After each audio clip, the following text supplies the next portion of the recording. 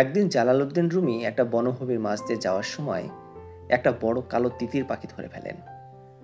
রুমি যখন ভাবছেন যে পাখিটিকে তিনি কিভাবে খাবেন, আগুনে ঝলসে নাকি তরকারি করে রান্না করে, তখন পাখিটি বলে ওঠে, রুমি, তুমি তোমার এই জীবনে এত গোস্ত খেয়েছ, অথচ তোমার এই আমিষের আকুতি শেষ হয় না।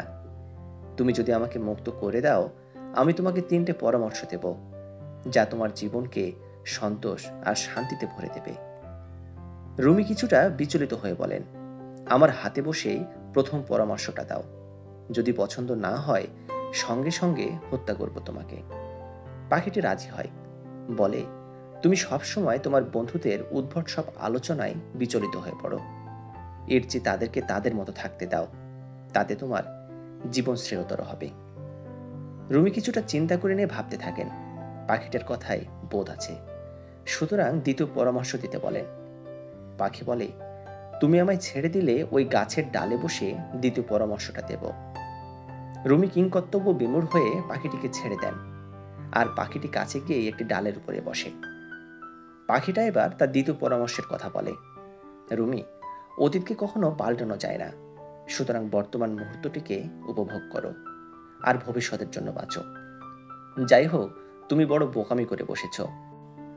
আমার পেটের মধ্যে 3 কেজি হিরে আছে, তুমি এটা পেলে তোমার 3 পুরুষ বসে খেতে পারতে।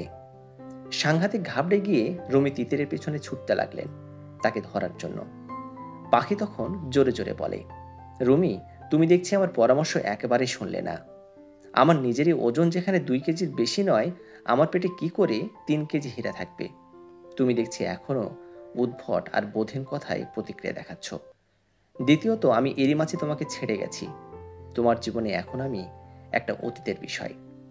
পুরোপুরি স্তম্ভিত হয়ে রুমি তৃতীয় পরামর্শের জন্য অনুরোধ করেন।